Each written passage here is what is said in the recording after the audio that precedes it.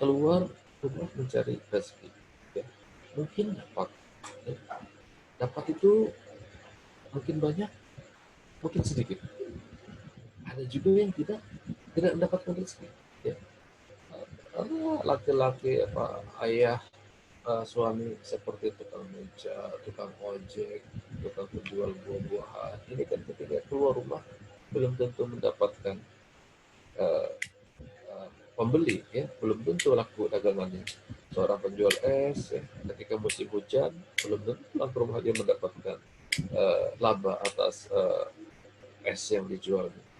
Maka dalam keadaan seperti ini penting peran seorang istri untuk menenangkan suaminya. Istri yang paham tauhid akan menghibur suaminya. Mungkin dengan kata-kata, ya udahlah bang, rezeki Allah sudah ada yang atur, ya, rezeki Allah yang atur. Kemarin kita dapat banyak, sekarang giliran kita dapat lebih sedikit. Yang penting kita bersyukur aja. Mudah-mudahan dengan syukur ini Allah ridho terhadap Allah besok tambahkan rezeki kita. Karena Allah sendiri yang katakan kalau kita bersyukur bang, rezeki kita akan ditambah. Nah, laki-laki yang tidak mendapatkan nafkah ketika pulang ke rumah, mendengar ucapan istrinya seperti itu kan seperti apa? Minuman ya, apa ya? Yang dingin itu ya, ya, adem sari ya, seperti minum adem sari kan, gitu kan? Yes, gitu ya. Ya. Iya, tenang suami hatinya, hati suami tenang, ya. Oh, tidak mengapa, istriku masih bisa bersabar, ya. Misalkan seperti itu. Nah ini menciptakan ketenangan bagi suami. Atau ada juga, ya, suaminya pergi keluar rumah, mau bekerja. Istrinya pesan kepada suaminya, wahai suamiku, ya, bekerjalah yang baik. Ya, jangan lupa beribadah, sholat, ya, sambil bekerja, cari rezeki yang halal saja, berusaha yang lurus-lurus saja. Kami lebih senang engkau abah ayah membawa rezeki yang halal sedikit daripada yang banyak haram. Tapi lebih senang lagi kalau banyak dan halal barokah. Istrinya sudah kasih kode pada suaminya agar cari rezeki yang halal saja, jangan yang haram. Ini juga membawa ketenangan bagi suami. Suami itu tenang. Oh, istriku tidak mau harta yang haram. Oleh karena itu, suami ini tidak sikut kanan kiri, senggol kanan kiri, harta orang sikat, ya, palak di jalanan, apalagi. Ya seperti itulah ya. Ya. Jadi suaminya dalam mencari nafkah itu tenang. Atau suaminya bisa juga, ya, ketika di kantor dijahati oleh kawannya, dizalimi oleh kawannya, pulang dia ke rumah. Istrinya kemudian menasehatinya apa? Waktu dia pulang ke rumah, bang, jangan dibalas bang. Meskipun abang bisa balas orang itu, tapi jangan dibalas. Allah tak suka orang yang pendendam. Ya. Istrinya pulang ke rumah, bacakan surat Ar-Rahman ayat 60 pada suaminya. Bang, ingat bang Al-Quran bang. Al jazaul ihsani illal ihsan. Kata istrinya. Tidak ada balasan bagi kebaikan, kecuali kebaikan juga bang. Kalau abang berikan orang yang berbuat buruk itu kebaikan, kebaikan itu akan kembali kepada abang. Sebaliknya kalau abang bawa kasih dia pembalasan, dia berbuat buruk, keburukan itu akan kembali kepada kita. Nah, istri yang memiliki akidah kuat ini membuat tenang suami. Suaminya ketika di rumah itu benar-benar merasa adem, merasa nyaman. Ini yang disebut dengan sakinah. Sakinah meresap ke dalam dada suami ini. Lalu setelah sakinah itu otomatis muncul yang namanya mawaddah. Ini saya baca di dalam tafsir Ibnu Katsir. Ketika muncul sakinah, maka muncul kemudian mawaddah. Mawaddah itu kasih. Ya. Suami yang dihibur istrinya, yang ditenangkan istrinya, ini merasa kemudian kasih dengan istrinya. Istriku ini meskipun tidak secantik artis, mungkin tidak secantik istri tetangga, tetapi pelayanannya luar biasa, mampu menenangkan kegundahan hati, ya, mampu meredamkan emosi, ya, mampu mendinginkan suasana, ya. dan itu memunculkan rasa mawaddah, rasa kasih di dalam diri sang suami. Akibatnya apa? Suami memperjuangkan ya keluarganya itu dengan sepenuh hati. Suami ketika bekerjanya tulus demi membahagiakan istri dan anak-anaknya. Maka suami ini akan menjadi pejuang nafkah yang kuat, tidak pantang menyerah. Kenapa? Karena dia ingin membalas ketenangan yang sudah diberikan oleh istrinya di rumah. Dia ingin balas. Ya. Mungkin ketika dia pergi keluar rumah, istrinya berdoa di rumah. Semoga suaminya selamat dalam mencari nafkah, dapat rezeki yang halal, banyak barokah. Maka itu nyetrum kepada suaminya. Dan suaminya akan membalasnya dengan perjuangan. Dan suaminya juga kasih sayang kepada anaknya. Muncul kemudian ya dari sakinah yang diciptakan istri itu mawaddah di antara seluruh anggota keluarga.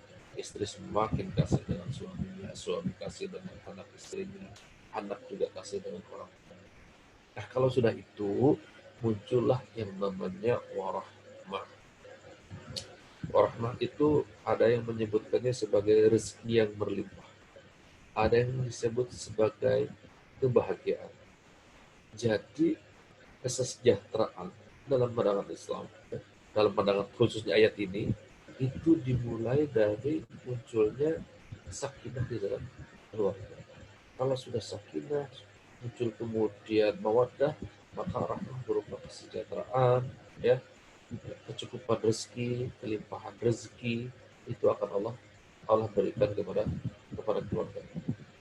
Ya, bagaimana kalau sudah terlanjur menikah? Ini kan konsepnya memilih istri yang baik agamanya kalau belum menikah. Nah, kalau sudah terlanjur menikah bagaimana? Maka rujuk ya kembali kepada aturan Allah Subhanahu wa taala.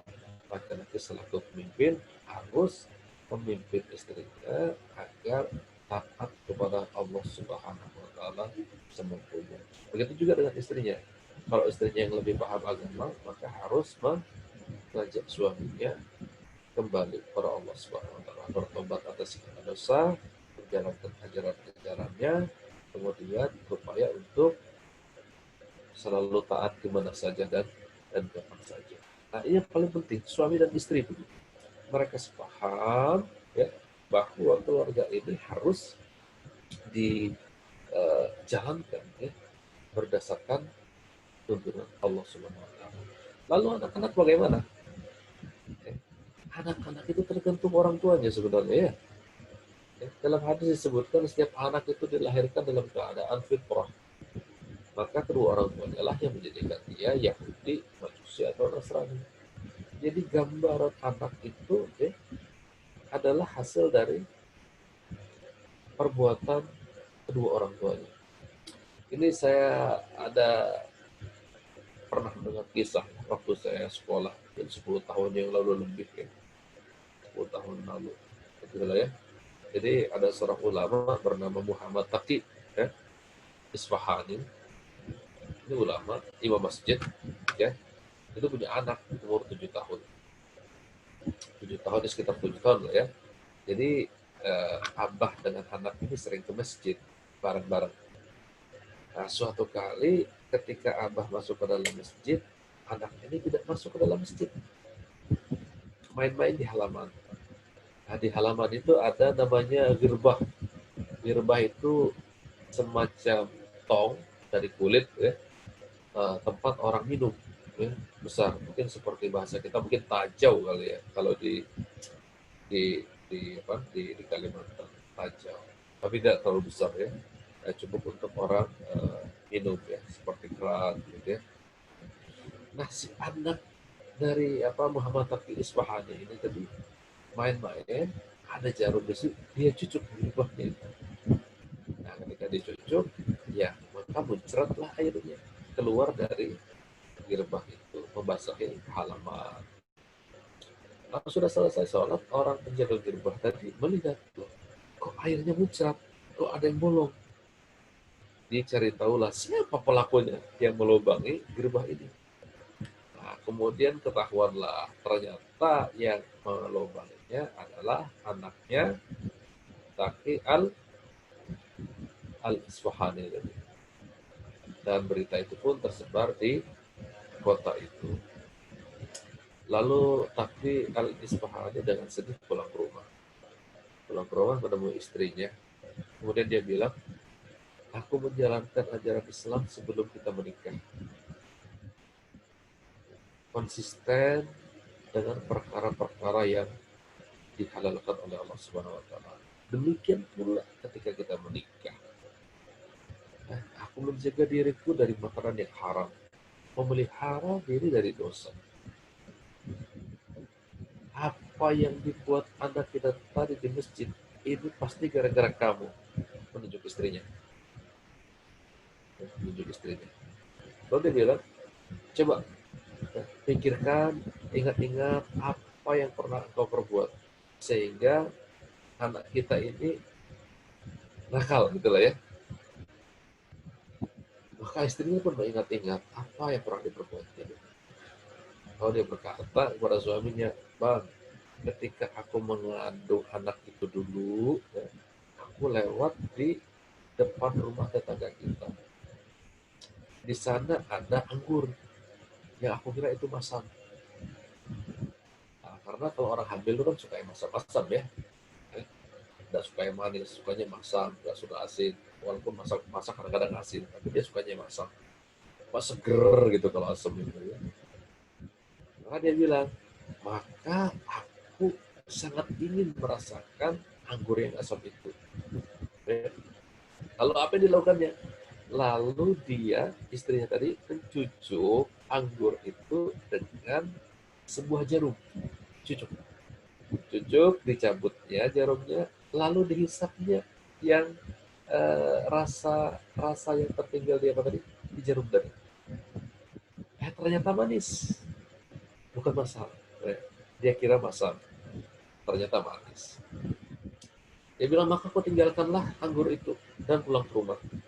Dan saya tidak memberitahu pemilik anggur dan tidak meminta izin karena sudah memakan sedikit sari anggur yang manis tadi. Jadi seperti itu. Nah, ternyata dari bibit ya, dari benih yang haram walaupun sedikit itu saja, itu bisa mempengaruhi anaknya nakal seperti itu tadi. Oleh karena itu, ikhwan fillah rahimahullah, ya, anak itu sangat ditentukan oleh orang tuanya. Jangan terlalu risau dengan kenakalan anak-anak. Kalau orang tuanya baik, insya Allah anak itu juga akan baik. Tinggal tunggu waktu saja. Ada anak-anak itu ya biasa, nakal sedikit-sedikit biasa, namanya juga anak-anak ya. Jadi biasa saja. Kalau orang tuanya baik, insya Allah anak itu baik. Oleh karena itu kuncinya adalah pada orang tuanya. Kalau anak bermasalah, itu jangan langsung salahkan si anak. Ini ada pada orang tua masalahnya. Karena anak-anak itu bersih. Apalagi kalau belum balik.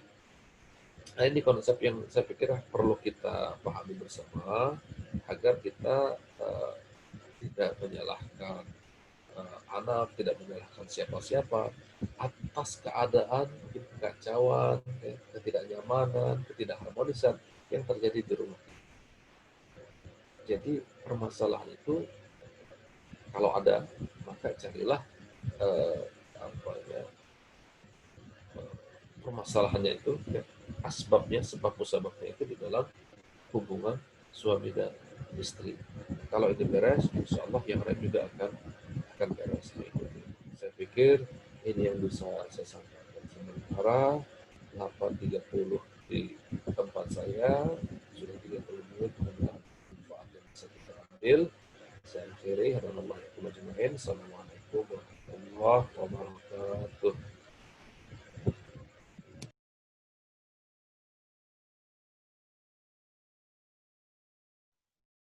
Ya, demikian materi dari Ustaz Agung ya.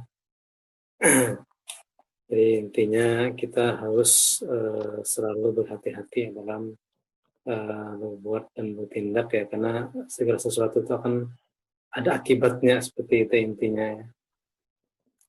Kemudian silahkan kepada pemateri kedua kita, ya, Ustadz Chandra Mukti Wijaya, ya, untuk memaparkan materi pada malam hari ini ya. Jadi kita simak sama-sama ya. Nanti kita tanyakan sekiranya ada yang kita perlu tanyakan. Silahkan Ustadz. Tafadhol. Syukran. Jazakallahu khairan katsir kepada host kita, Ustadz Abah Umar. Suara saya dengar Ustadz ya? Jelas ya? Ya, jelas. Oke. Bismillahirrahmanirrahim. Assalamualaikum warahmatullahi wabarakatuh. Innal hamdalillah nahmaduhu wa nasta'inuhu wa nastaghfiruh wa na'udzu billahi min shururi anfusina wa min sayyiati a'malina may yahdihillahu fala mudilla lahu wa ma yudlilhu fala hadiya lahu. Asyhadu an la ilaha illallah wa asyhadu anna Muhammadan abduhu wa rasuluh la nabiyya ba'da. Faqala Allah Ta'ala fil Qur'anil Karim, a'udzu billahi minasy syaithanir rajim. Bismillahirrahmanirrahim. Ya ayyuhalladzina amanu udkhulu fi silmi kafah wa la tattabi'u khutuwatisy syaitan innahum lakum aduwwum mubin. Shadaqallahul azim. Alhamdulillah, pertama-tama marilah kita panjatkan puja dan puji syukur kehadirat Allah Subhanahu wa taala yang mana pada kesempatan malam hari yang berbahagia ini ya, Majelis Asy-Syifa mengadakan kajian secara online yang insya Allah ini adalah kajian perdana kita. Jadi kajian perdana ini kita akan coba seperti itu ya, akan coba mungkin ada sedikit banyak try and error dari segi teknis ya, dari segi teknis karena ini admin sekalian masih pada proses pembelajaran untuk operasi aplikasi Zoom ini. Ya, semoga Allah Subhanahu wa taala meridhoi dan juga memberikan kemudahan untuk kita semuanya dalam menuntut ilmu. Ya, salah satunya adalah Majelis Asy-Syifa ini mengadakan kajian samara yang pertama. Kenapa kita sangat penting sekali ya dalam melakukan menuntut ilmu ini? Karena menuntut ilmu ini adalah salah satu gerbang, ya, salah satu gerbang pintu kita Allah mudahkan kepada surganya Allah.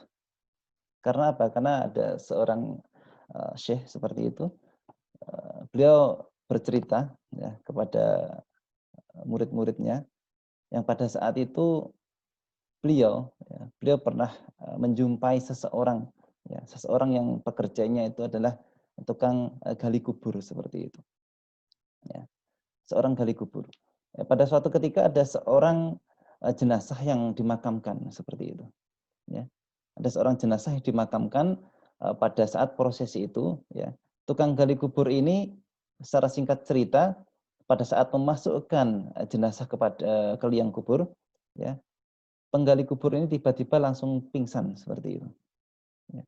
Langsung pingsan. Ya. Setelah beliau disadarkan oleh beberapa warga, beliau ditanya seperti itu,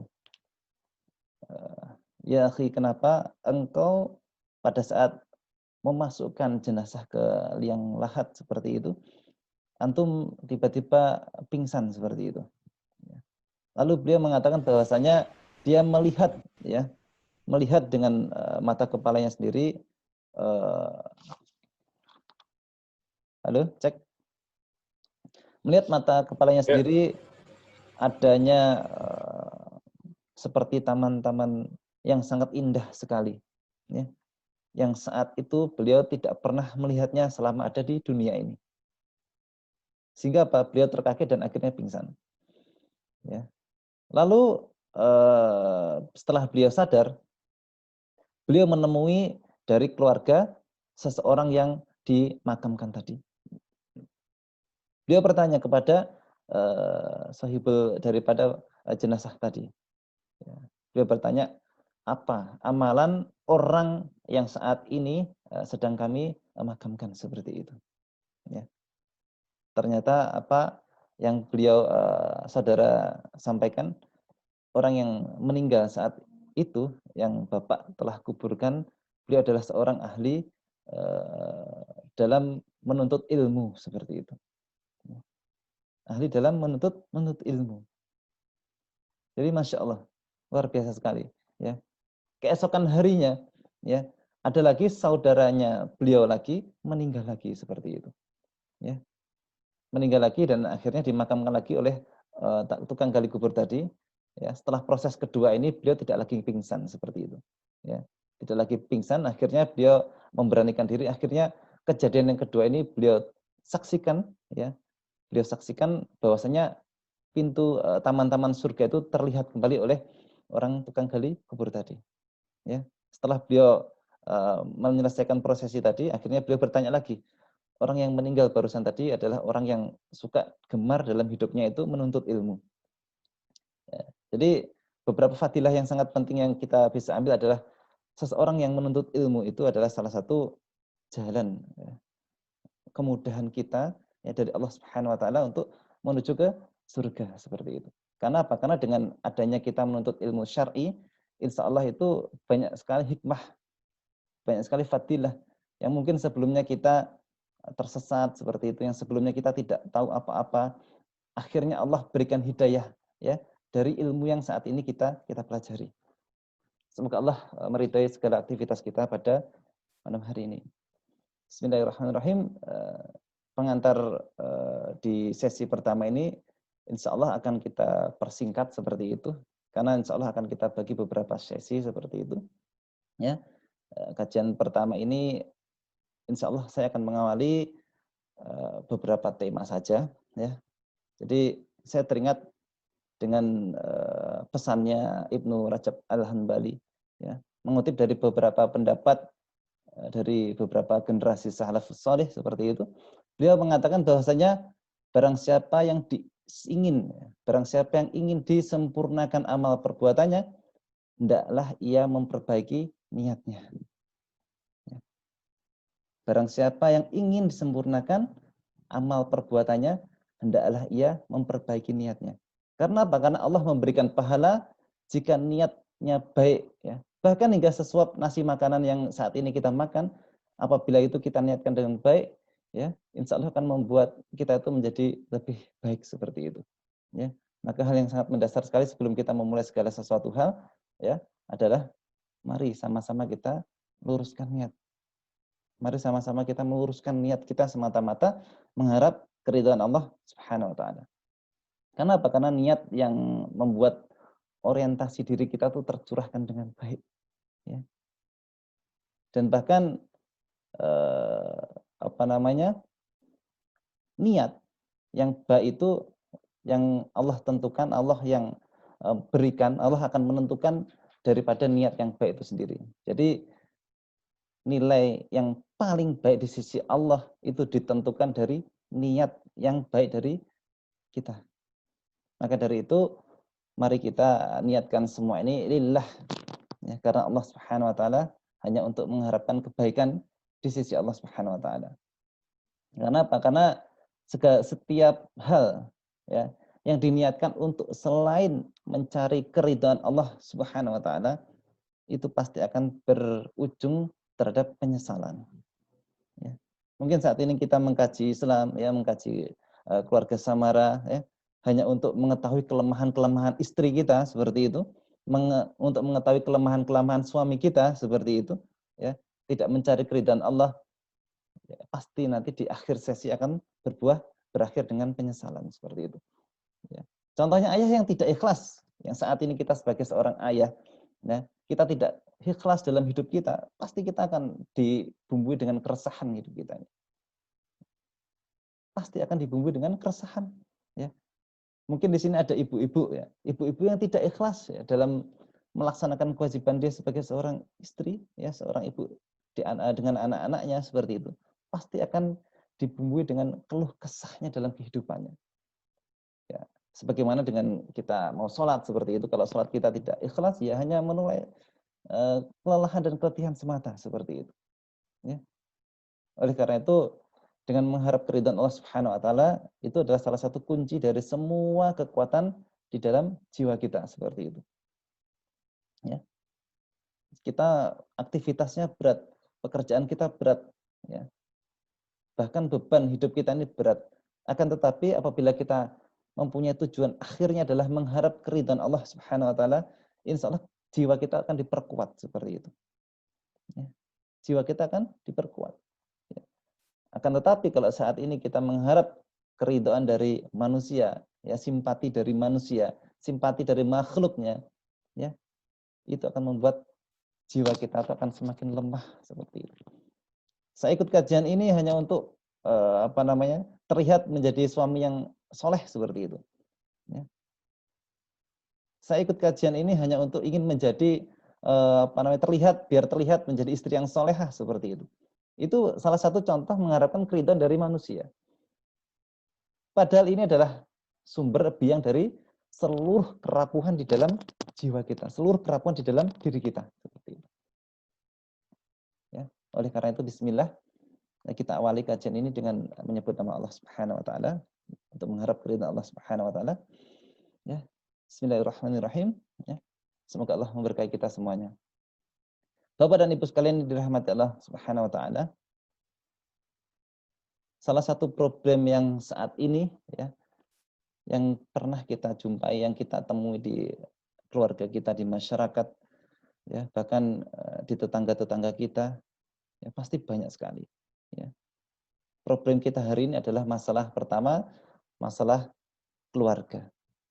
Yang kedua adalah masalah pasangan. Ya. Yang ketiga adalah masalah anak. Ini kalau kita urai satu persatu, ini akan panjang sekali.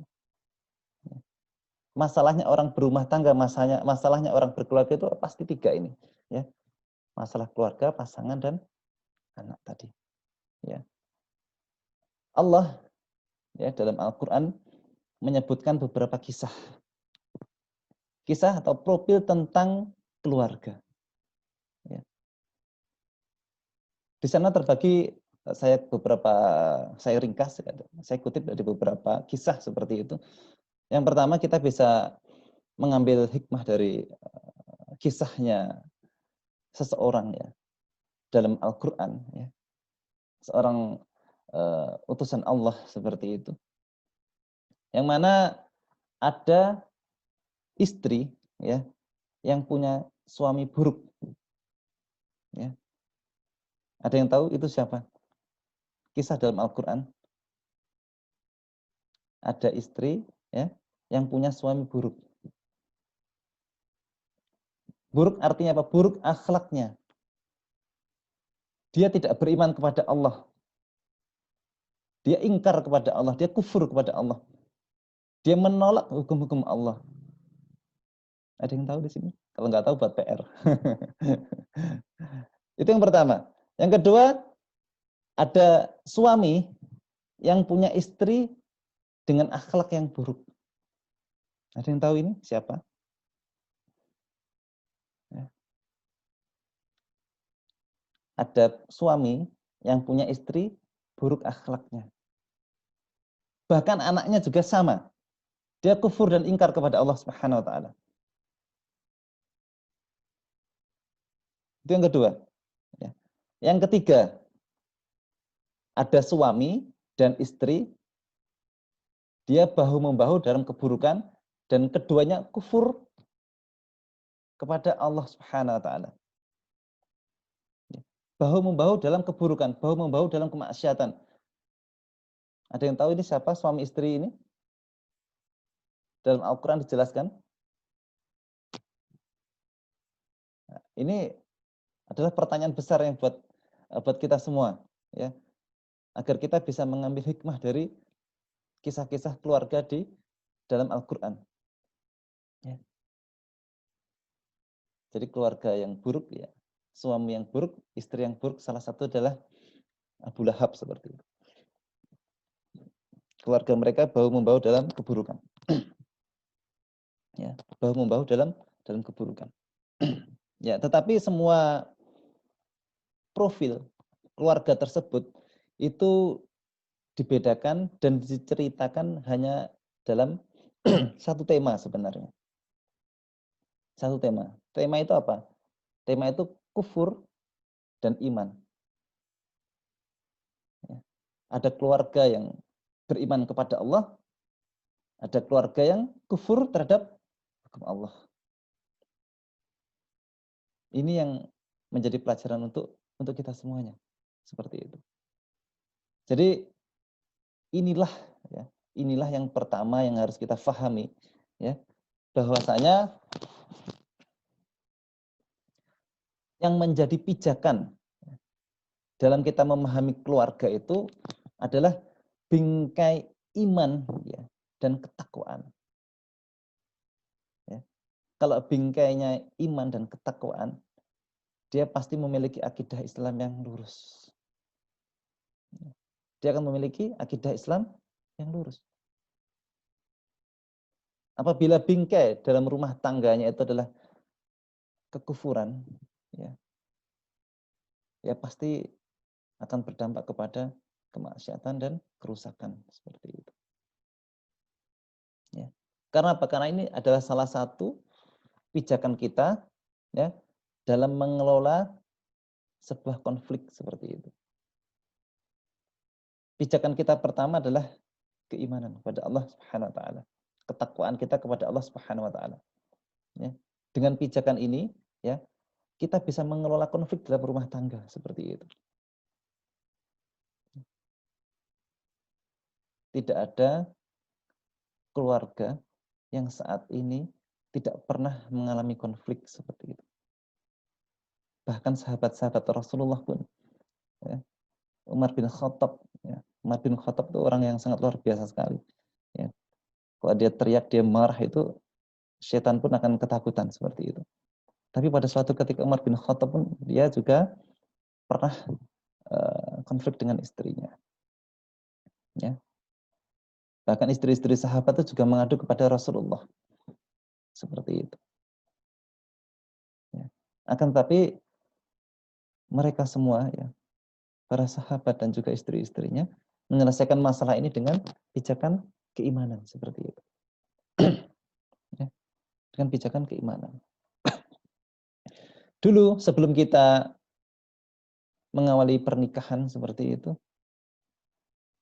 kita melihat seseorang yang membina rumah tangga itu sangat indah sekali. Ya. Kalau kita lihat dari kejauhan itu, ya seperti gunung yang sangat bagus, yang tinggi menjulang seperti itu, yang di pinggir-pinggirnya ada hiasan sungai-sungai panorama laut yang indah seperti itu.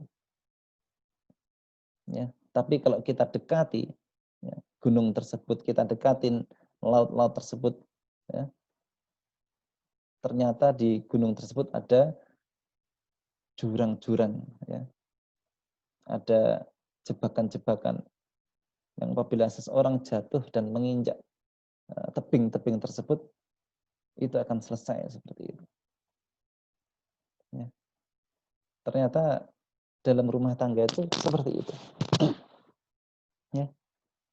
Yang dulunya terlihat indah, setelah didekati, ternyata di situ banyak sekali jerembab-jerembatan seperti itu.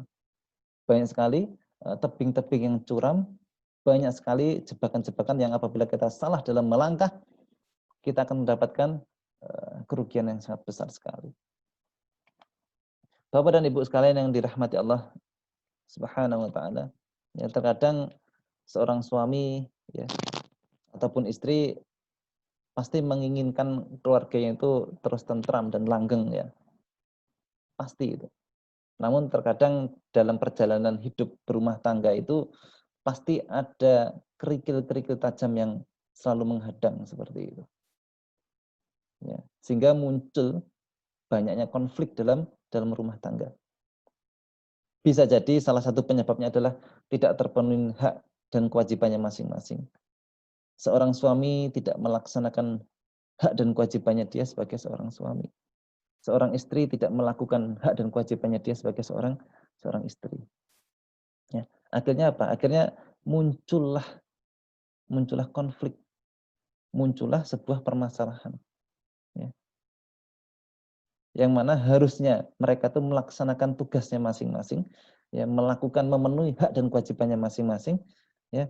Karena saat ini mereka lupa, lalai, bahkan terlena dengan kehidupan dunianya, ya, akhirnya itu semua terabaikan. Inilah salah satunya yang menjadikan salah satu konflik dalam rumah tangga. Lalu bagaimana cara yang mengatasinya seperti itu? Ya, misalnya mungkin di antara kita pernah ya konflik dengan istri kita. Mungkin kita sebagai seorang istri pernah konflik dengan suami kita. Lalu apa yang harus kita lakukan? Ya. Biasanya konflik yang pertama itu pasti diawali dengan sikap marah. Saya ambil satu tema dulu. Sikap marah seperti itu. Sikap marah. Emosi, ya. Darahnya naik seperti itu, ya. Emosi darahnya naik sehingga pasangan kita membuat terjadi adanya sesuatu yang tidak baik seperti itu. Muncullah konflik yang tidak baik di dalam rumah tangga seperti itu. Ya. Pasti akan dihadapkan oleh adanya emosi seperti itu. Emosi itu apa? Salah satunya emosi negatif itu. Emosi negatif itu salah satu adalah marah, sikap marah seperti itu. Lalu bagaimana cara kita mengatasi amarah tersebut? Saya mengutip dari pendapat ulama seperti itu. Jadi Ibnu Rajab mengatakan bahwasanya tentang marah, ya. Beliau menjelaskan, ya, apabila marah, ya, maka hentikan semua perintah dari marah tersebut. Misalkan Bapak dan Ibu sekalian yang saat ini ya konflik dengan istrinya, konflik dengan suaminya, ya, pasti emosi naik dan marah. Ya. Kalau marah apa yang dilakukan? Yang pertama biasanya kata-katanya kasar. Ya. Kata-katanya kasar. Ibnu Rajab mengatakan bahwasanya apabila marah, hentikan semua aktivitas marahnya. Hentikan kata-kata tersebut. Berhenti. Ya. Hentikan aktivitas dari aktivitas marah tadi. Hentikan semua perintah dari marah tadi.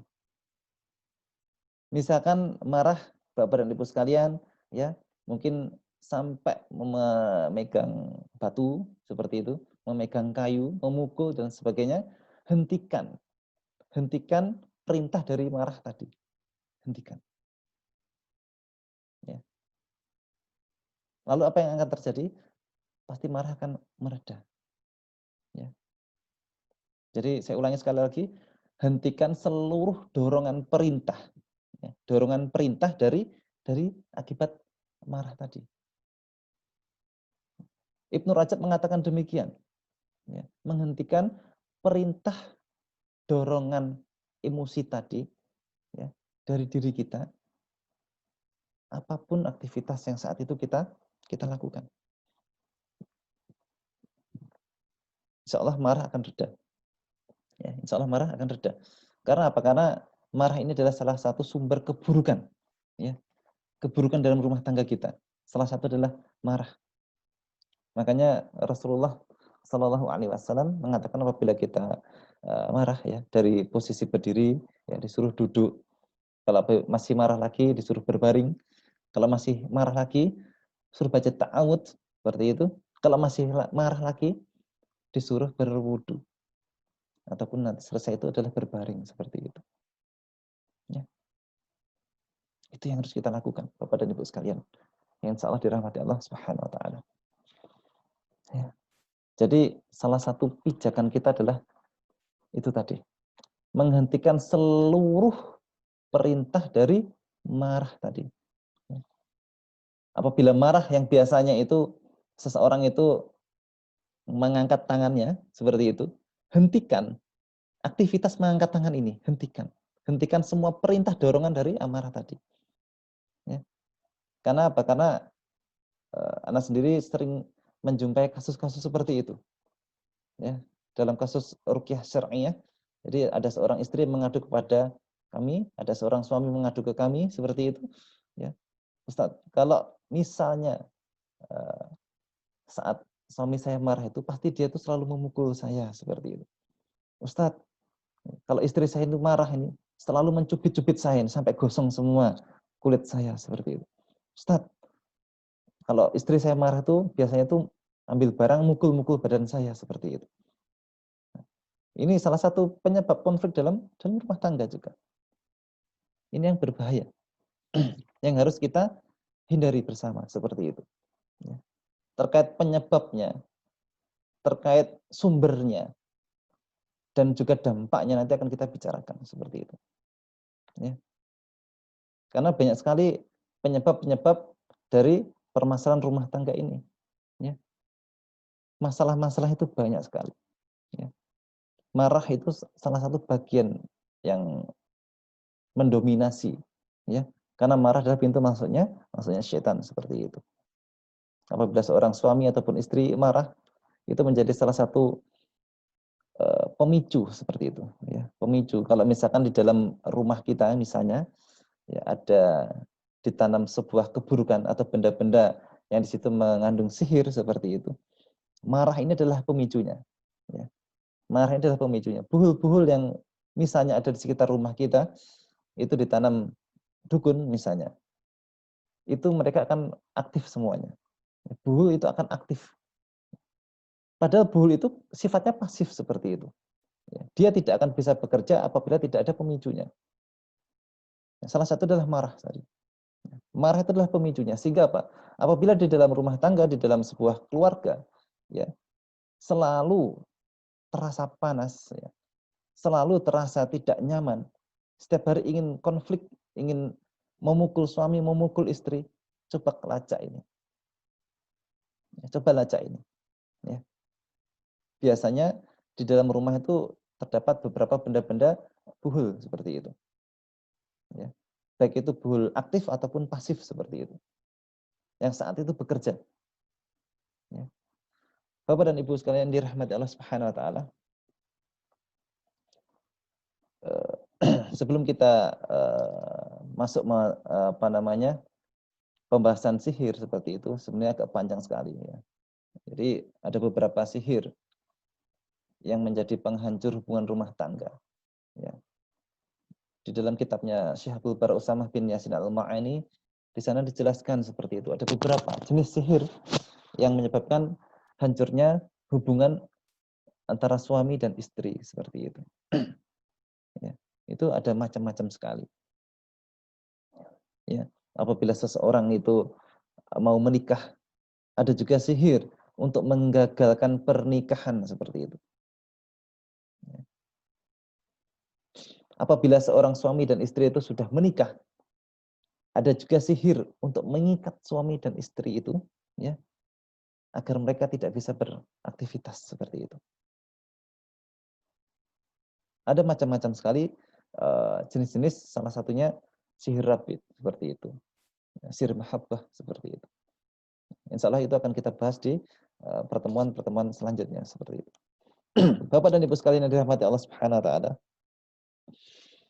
Jadi harapan kita semuanya adalah harapan antara suami, harapan istri, harapan anak-anak itu adalah ingin menjadikan keluarga ini menjadi keluarga yang bahagia seperti itu.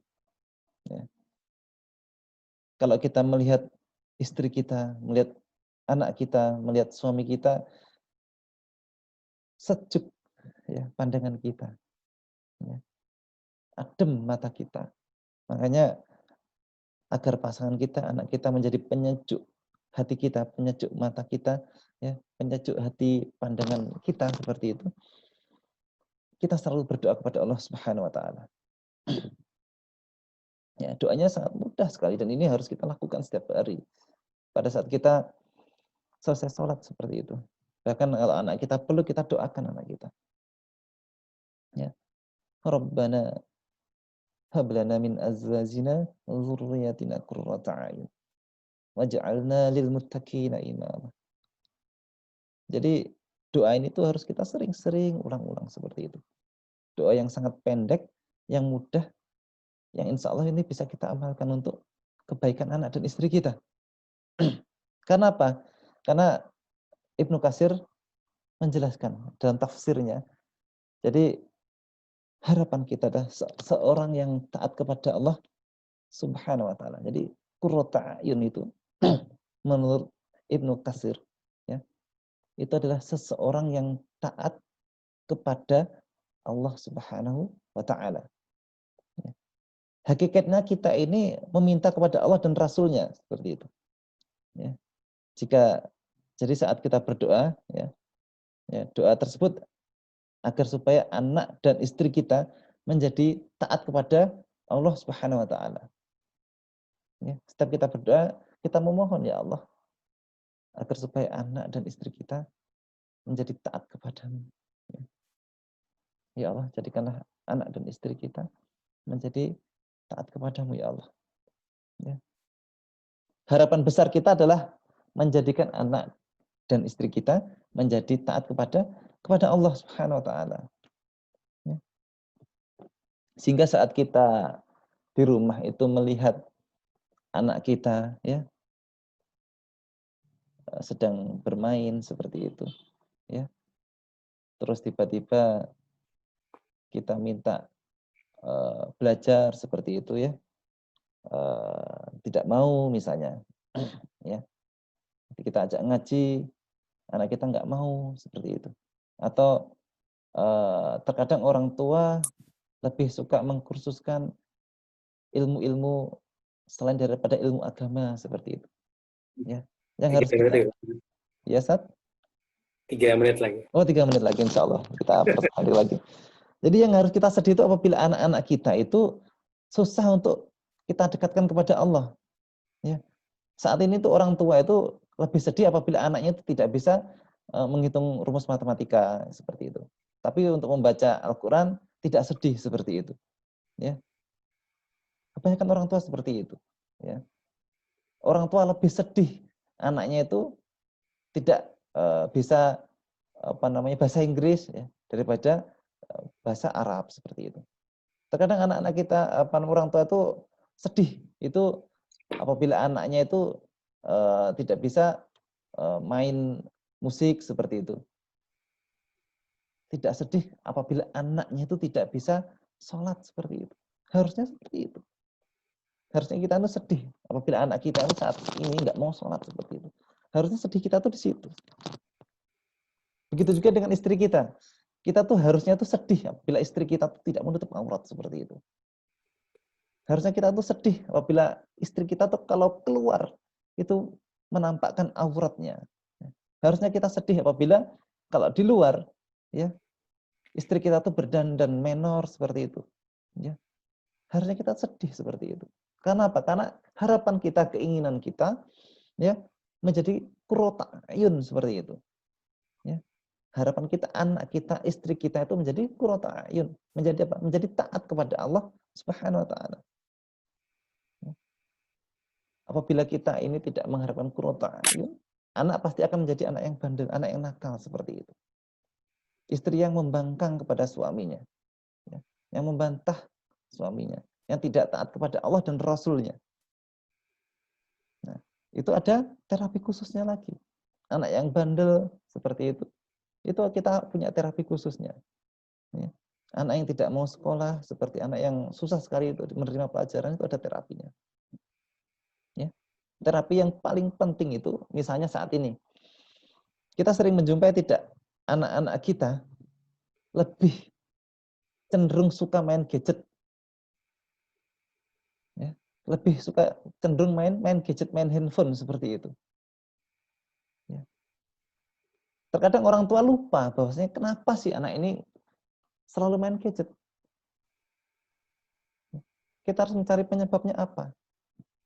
Ternyata selama ini penyebabnya adalah orang tua. Orang tuanya yang lalai dalam mendidik anaknya. Ya. Orang tua yang tidak punya waktu untuk bermain dengan anaknya. Ya. Kalau kita melihat kisahnya Nabi Yusuf alaihi salam dengan ayahnya Nabi Yakub alaihi salam. Ya. Nabi Yusuf alaihi salam pada saat usia 12 tahun, ya, dia sudah menjadi remaja yang sangat luar biasa sekali. Ya. Yang pada saat itu Allah berikan ujian yang sangat besar sekali. Ya. Nabi Yusuf alaihissalam lebih kuat batinnya, lebih kuat hatinya, lebih kuat jiwanya. Karena apa? Karena dia dekat dengan ayahnya. Coba kita saat ini tengok anak-anak kita. Anak-anak kita saat ini lebih dekat sama siapa? Ya. Nah, itu menjadi pelajaran yang sangat penting bagi kita semua. Barakallahu fikum. Semoga Allah Subhanahu wa taala memberikan rahmat dan hidayah kepada kita semuanya. Insyaallah untuk malam hari ini kita cukupkan ya kajian singkat ini. Sebenarnya masih banyak sekali proses-proses terapi dan juga studi kasus yang ingin kita sampaikan. Insyaallah akan kita sharingkan lagi di pertemuan kajian Samara yang kedua. Assalamualaikum warahmatullahi wabarakatuh. Waalaikumsalam warahmatullahi wabarakatuh. Ustaz. Demikian ya disampaikan oleh Ustaz Chandra Mukti ya. Jadi terpenting kesimpulan yang dapat ya dari penyampaian beliau, kita harus usahakan memiliki ketaatan. Ya. Pertama ketaatan, artinya kita paham tentang agama dan menjalankannya. Ya. Yang kedua, dengan ketaatan kita akan paham ya beberapa hal, baik itu tentang marah, tentang mengolah bagaimana mendidik anak dan segala macam. Nah, jadi itu yang sementara disimpulkan Ana ya. Sekarang kita lanjut kepada sesi tanya jawab ya. Bagi bapak-bapak, ibu-ibu yang ingin bertanya silakan dituliskan pertanyaannya di chat ya pada kolom.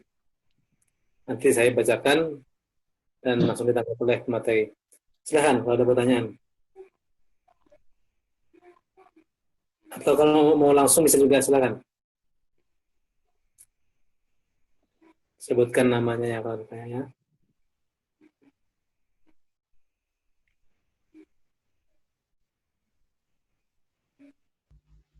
Ya, betul Ustaz Zaidani.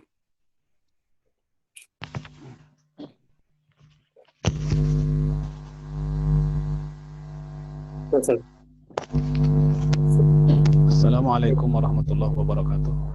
Waalaikumsalam warahmatullahi wabarakatuh. Syukron, jazakallah Ustaz atas materinya. Ini Ana tertarik dengan materi ini karena kebetulan Ana ya salah satunya berhubungan dengan pendidikan anak ya. Ana di usia-usia menjelang transisi ya, usia-usia aliyah ya gitu ya. Ya yang Ana tanyakan begini. Ana menemukan kayak ada jarak antara jarak komunikasi ya orang tua dengan anak. Jadi ketika anak itu di depan orang tua dia menurut ya, dia patuh, tidak ada pemberontakan. Tapi di belakang ketika dia bersama dengan lingkungan kawan-kawannya, dia menjadi ya, seolah-olah jadi orang karakter yang lain gitu. Artinya di sini kadang orang tua pun ketika mengetahui kok anaknya begini, ada laporan dari kita misalnya atau dari temannya, dia seperti seolah tidak menerima gitu. Nah, yang di sini kesalahannya di mana? Kemudian yang kedua, bagaimana seorang tua untuk mengambil alih kembali tanggung jawab kependidikannya terhadap anak. Karena sekarang ini, apalagi di era digital ya, pengaruh orang tua sedemikian terkikis untuk masuk dalam pendidikan anak. Dia lebih dominan dipengaruhi anak itu oleh lingkungan dan media gitu. Mungkin itu tadi mungkin pertanyaan anak. Barakallahu fikum. Assalamualaikum warahmatullahi wabarakatuh. Waalaikumsalam. Waalaikumsalam warahmatullahi wabarakatuh. Jadi ada dua pertanyaan ya dari Firman Jailani ya. Yang pertama tentang karakter anak ya, yang bisa dua karakter ketika di depan baik ya, baik di depan pendidik maupun orang tua baik, tapi ketika dia dengan temannya itu seolah memiliki karakter lain. Pertama beliau ya, sehingga tiba-tiba ada masalah yang dimunculkan oleh anak tersebut. Yang pertama, yang kedua, bagaimana kata beliau ya, mengambil alih pengaruh dari lingkungan ya, baik lingkungan maupun dunia digital sekarang yang mempengaruhi anak ya, sehingga bisa dikelola dengan baik oleh orang tua. Tepat dulu, silakan Ustaz. Ini Ustaz Agung dulu ya untuk menanggapi.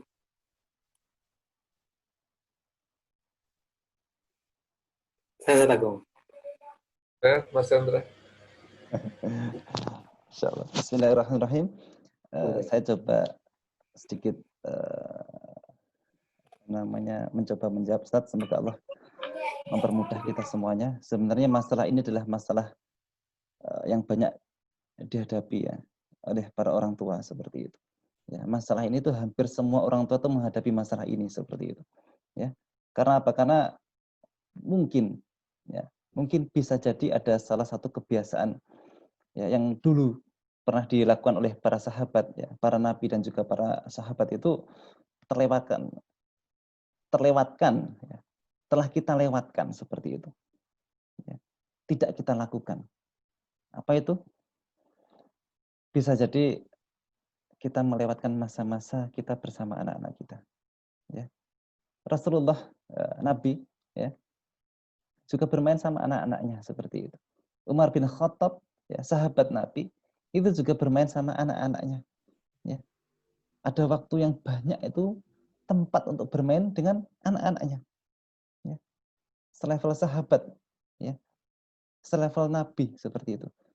Mereka kalau sudah bertemu dengan anaknya, bersama dengan anaknya, mereka bermain seperti itu ya. Al-Jubair ya, Ibnu Abbas itu juga sama demikian. Mungkin kita sebagai orang tua, sebagai ayah seperti itu ya, pada saat itu kita melewatkan masa-masa itu ya. Bisa jadi kita terlalu sibuk dengan usaha kita terlalu sibuk dengan pekerjaan kita, terlalu sibuk dengan dunia kita sebagai seorang ayah ya, akhirnya kita melewatkan masa-masa bersama dengan anak-anak kita ya. Ya, maka salah satu yang terlewatkan ya bersama anak-anak kita dalam aktivitas mereka seperti itu ya.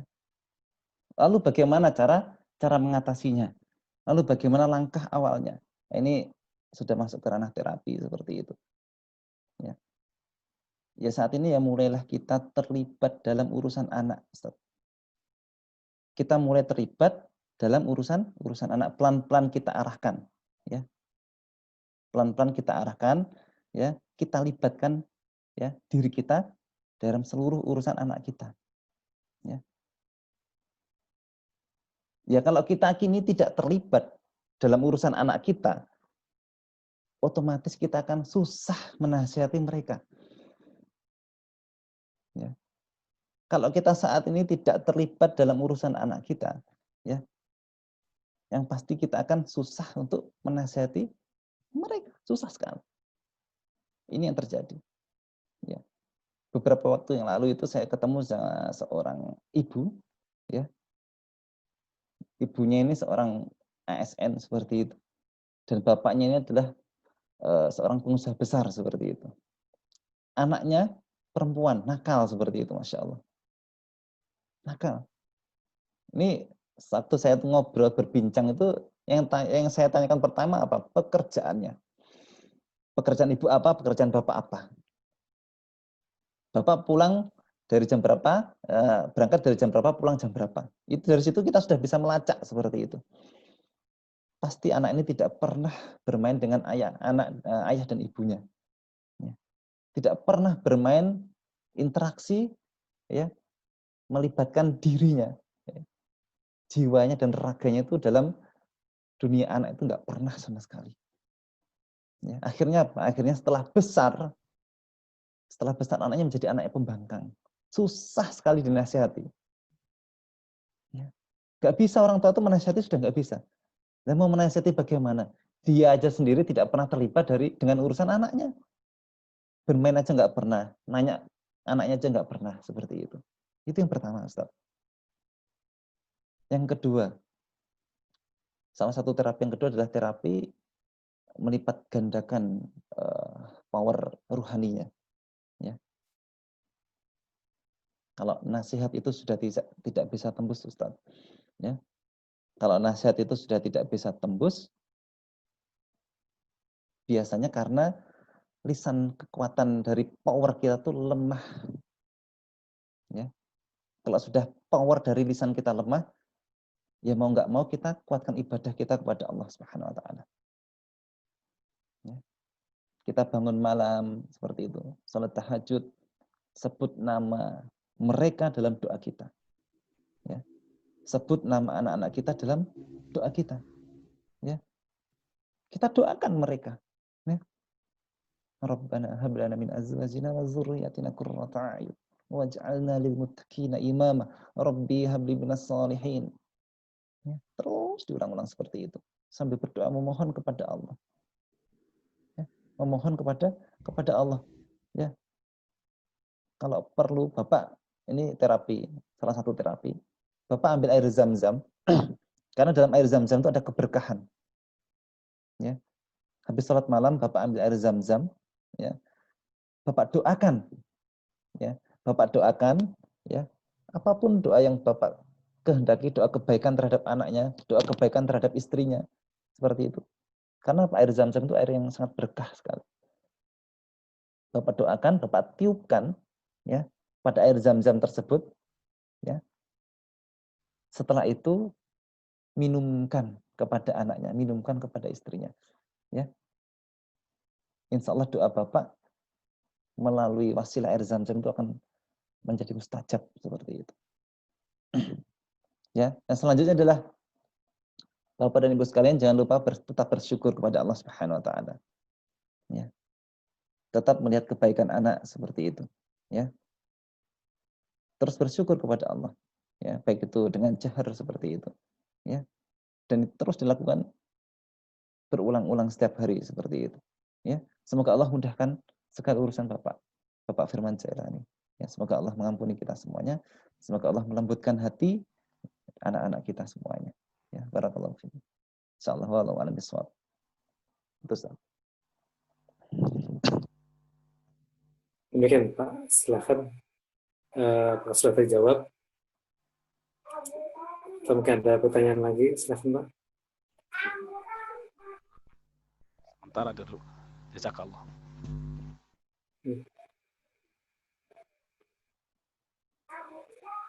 Silakan yang lain.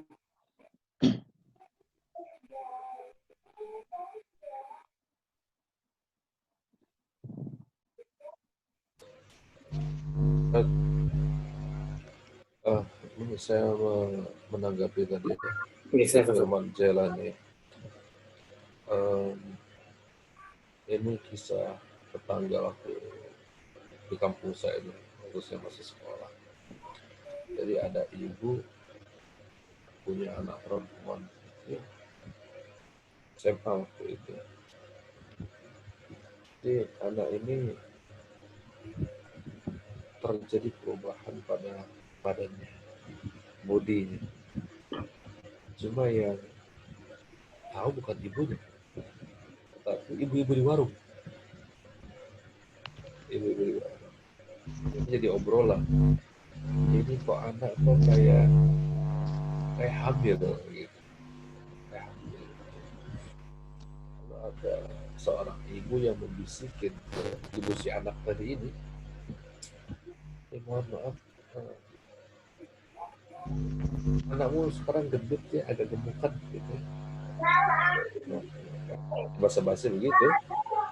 Nah, kemudian ditanyakan ini, mohon maaf, maka orang-orang dengan postur badan segitu gitu, itu tanda-tanda hamil.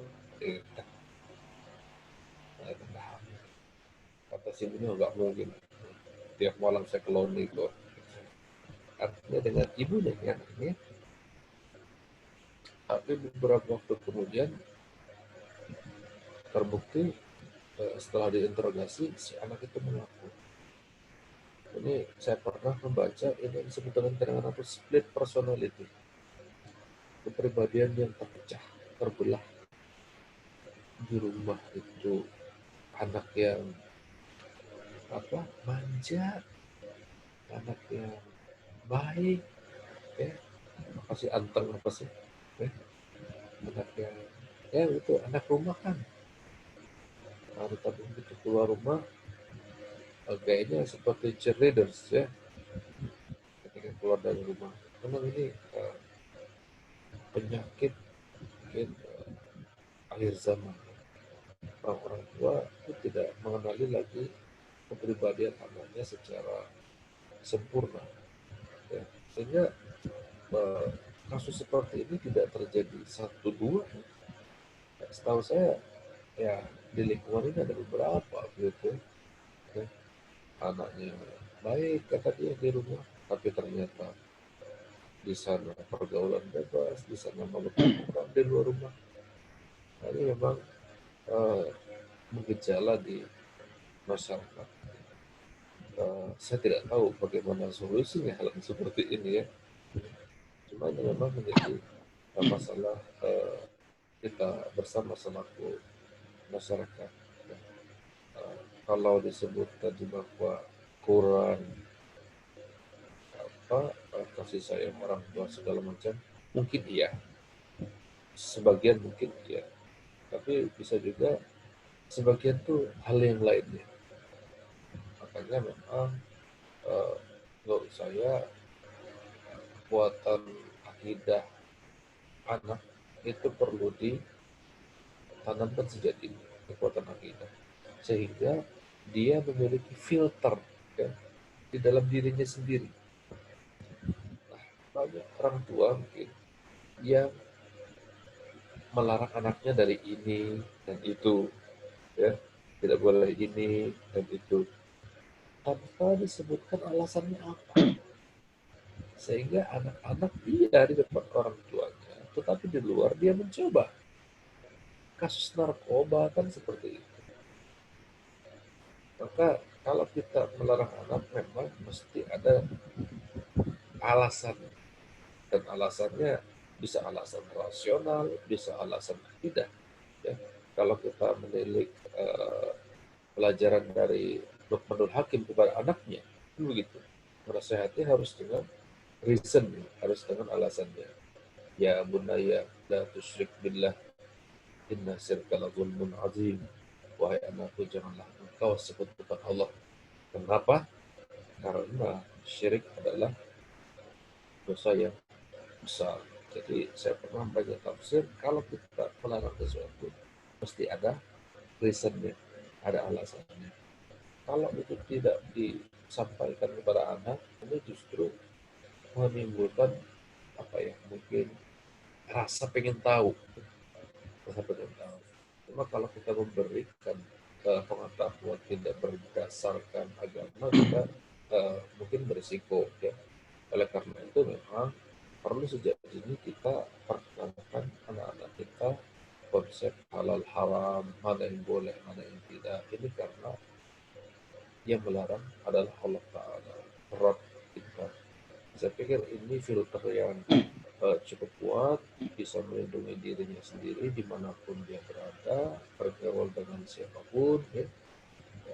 Karena kalau anak-anak ini tidak kita kasih filter seperti itu, dia kawannya banyak sekali. Di rumah itu baik-baik anak-anak ya, baik-baik anak.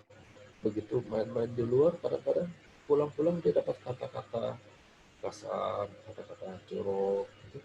Dan kalau kita izinkan main di luar, kata orang nanti kurang sosialisasi, ya kan? Anak-anak jadi kuper, ya? Anak-anak tidak kenal dengan tetangganya, macam-macam. Nah, karena itu memang menguruk anak di dalam salah, ya, mengeluarkan dia juga beresiko. Ini pilihan yang sulit sekarang. Karena itu perlu kearifan dari orang tua, kapan harus melepaskan anak-anak, kapan harus menjaganya di rumah saja. Namun yang lebih penting adalah memberikan pemahaman kepada anak, apa yang boleh dia lakukan, apa yang tidak boleh.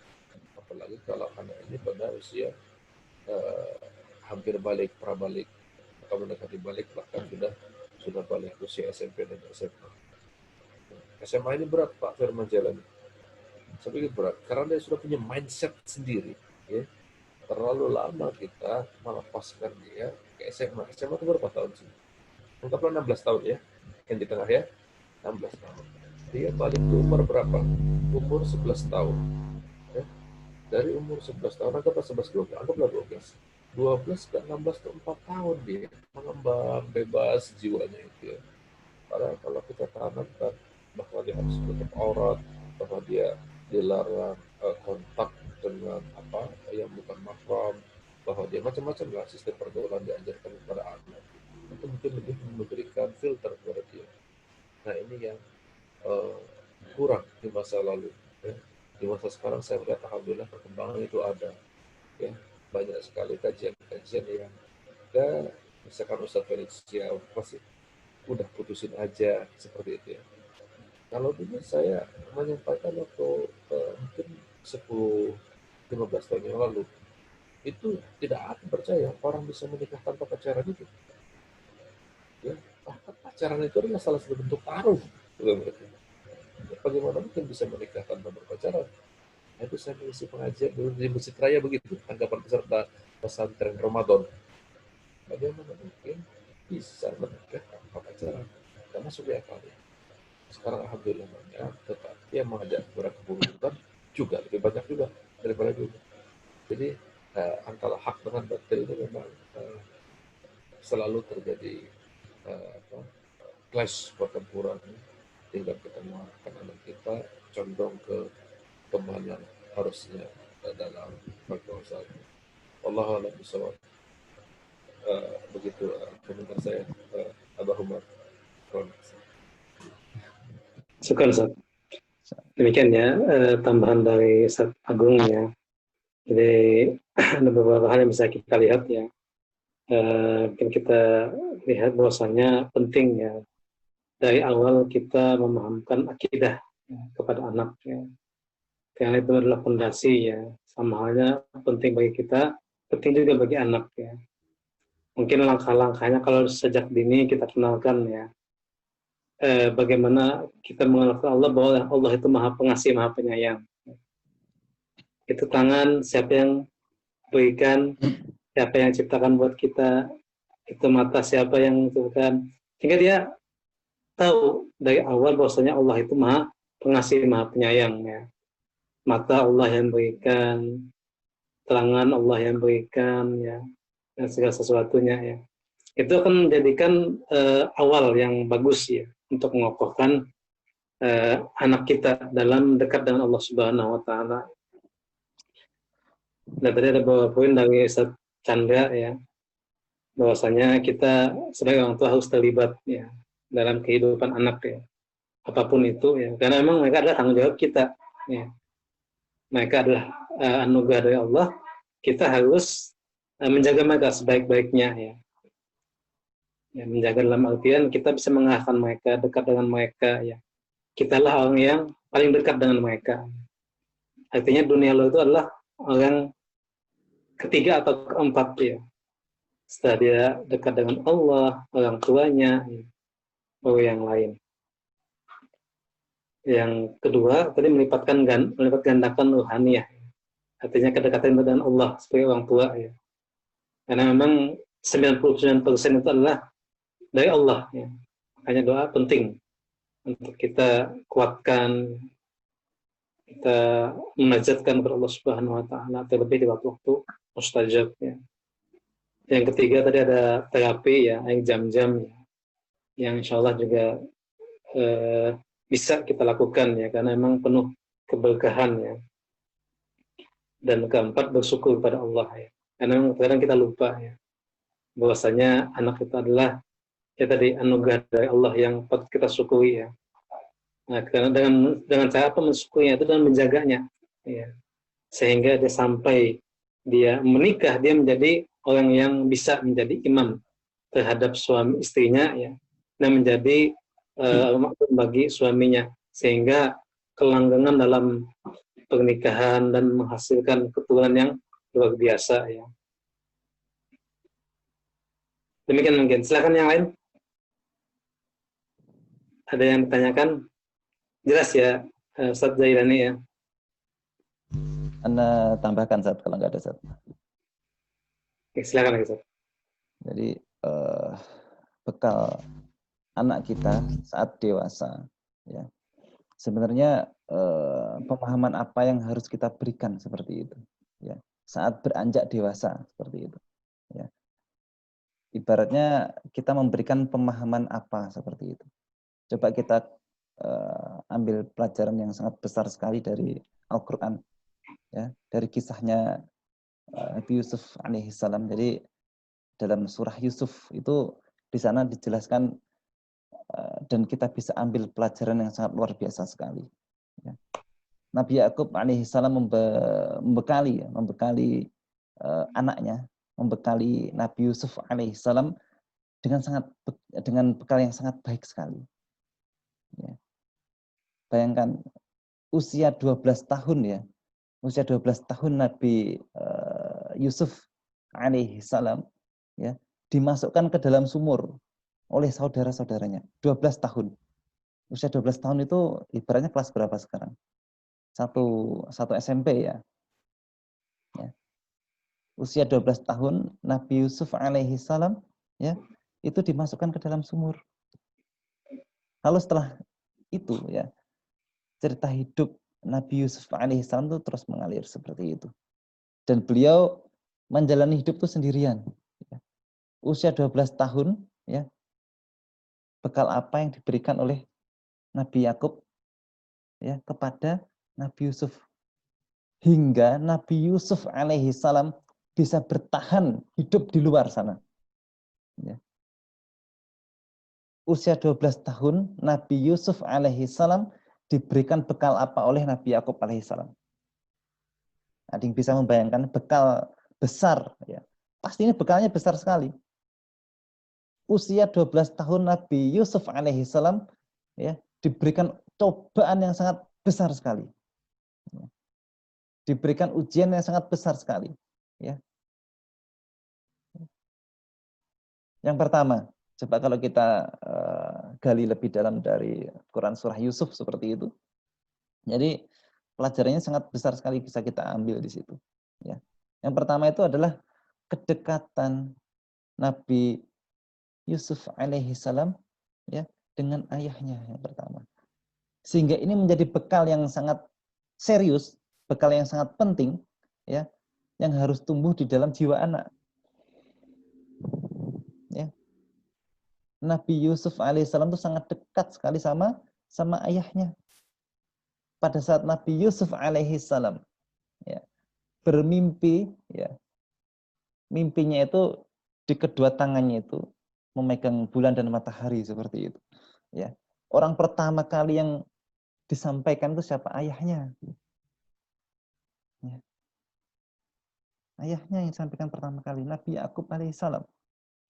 Ya, coba kalau anak-anak kita saat ini punya masalah apa? Hal pertama kali yang disampaikan itu kepada siapa? Harusnya kepada orang tuanya. Kalau anak-anak kita laki-laki kepada ayahnya seperti itu. Ya. Itu yang pertama, Bapak dan Ibu sekalian. Ya. Dan yang kedua, Nabi Yusuf alaihissalam, ya, beliau itu mandiri, ya, mandiri beribadah, ya, ya.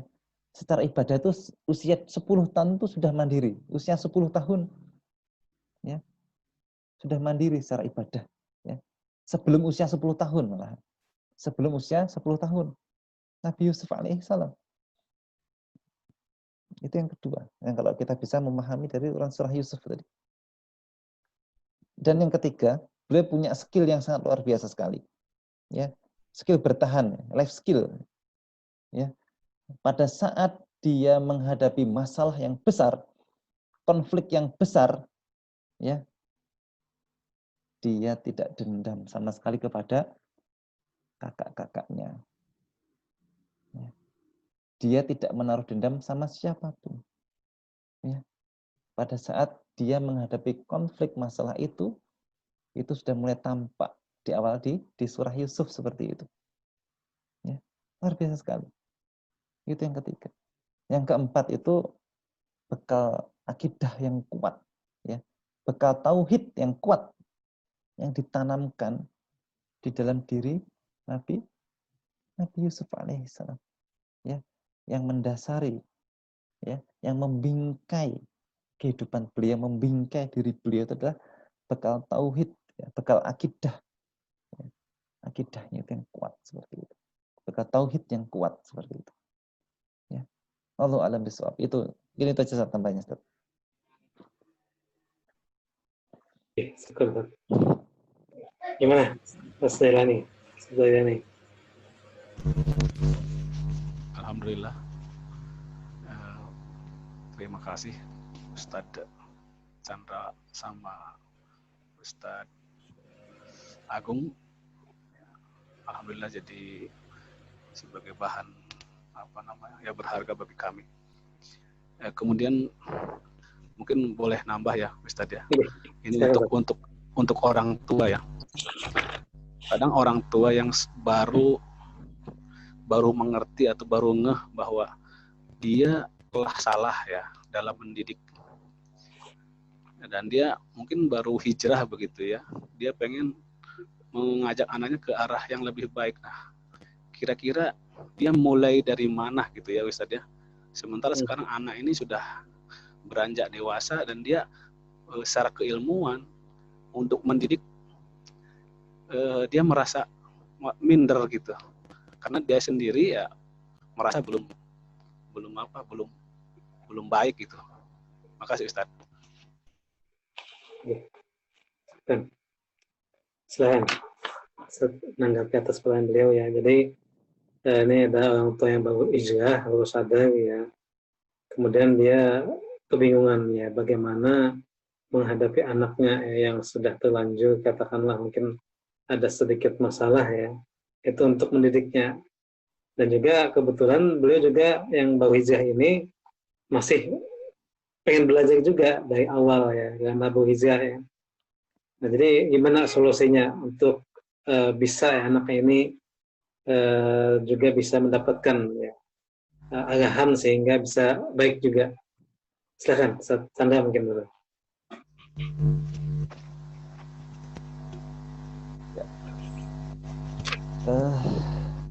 Mulai dari mana seperti itu? Bismillah. Jadi hal ini sebenarnya menjadi permasalahan yang sangat besar sekali untuk kita semua. Ya. Apabila anak itu sudah terlanjur kecemplung seperti itu, ya, terlanjur susah untuk dinasihati, ya, terlanjur susah untuk diajak dalam kebaikan seperti itu, terlanjur kecemplung dengan dunianya mereka seperti itu. Ya, kita harus mulai dari mana seperti itu. Ya. Yang pertama kita mulai dari Allah Subhanahu wa taala. Kita memohon ampun kepada Allah Subhanahu wa taala, ya. Kita mengakui kesalahan kita mengakui kelalaian kita, ya. Kita mengakui dosa-dosa kita seperti itu, ya. Harapan kita adalah anak kita, ya, menjadi taat kepada Allah, menjadi qurratu a'yun tadi. Bingkainya adalah bingkai qurratu a'yun. Ya. Ya, bingkai kita adalah bingkai qurratu a'yun. Kalau bingkai kita sudah qurratu a'yun, ya, ketaatan kita kepada Allah Subhanahu wa taala, ya, insya Allah ini akan menjadi bingkai yang baik seperti itu. Ya. Kita tanamkan di dalam diri kita bingkai qurratu a'yun. Ya. Yang pertama adalah kita memohon kepada Allah, ya, Allah Subhanahu wa taala, agar anak kita menjadi anak yang taat kepada Allah. Ya. Kalau dia taat kepada Allah Subhanahu wa taala, dia pasti taat kepada orang tua. Ya. Kalau dia taat kepada Allah Subhanahu wa taala, dia pasti akan taat kepada orang tua. Karena apa? Karena dia pasti tahu, ya. Karena apa? Karena keridhaan Allah, ya. Ridhonya Allah itu juga ridhonya orang tua juga ridhonya Allah.